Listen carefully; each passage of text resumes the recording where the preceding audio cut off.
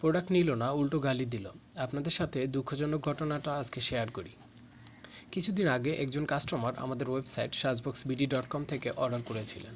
নিয়ম অনুযায়ী আমরা ফোনে অর্ডার কনফার্ম করি, তারপর প্রোডাক্ট পাঠানো হয়। রাইডার লোকেশনে পৌঁছে কাস্টমারকে কল করে। কাস্টমার রাইডারকে বলে 10 মিনিট সময় লাগবে, আপনি অপেক্ষা করুন। রাইডার 1 ঘন্টা পর্যন্ত অপেক্ষা করে। তারপর থেকে উনি আর রাইডারের ফোন রিসিভ করেনি। এর পরের দিন রাইডার ফোন দিল কাস্টমারকে।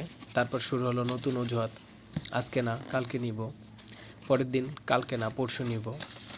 এভাবে করে বেশ কিছুদিন চলে যায়। আমরা পুরো সময়টাতে ধৈর্যের সাথে পরিস্থিতি সামলানোর চেষ্টা করেছি, কারণ আমরা জানি সব কাস্টমারের পরিস্থিতি একরকম হয় না।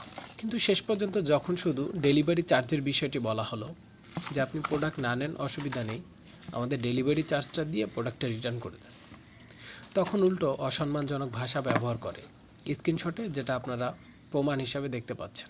অনলাইনে ব্যবসায় ভুল বোঝাবুঝি হতে পারে, অর্ডার ক্যান্সেলও হতে পারে, কিন্তু পারস্পরিক সম্মান বজায় রাখা এটা খুবই গুরুত্বপূর্ণ। কারণ প্রতিটি অর্ডারের পিছনে একজন রাইডারের সময় থাকে, একটি টিমের পরিশ্রম থাকে, একটি ব্যবসার দায়িত্ব জড়িয়ে থাকে। সবশেষ কথা হলো, অর্ডার করবে, ঘুরাবে, শেষে অপমান করবে, এটাই বাস্তবতা।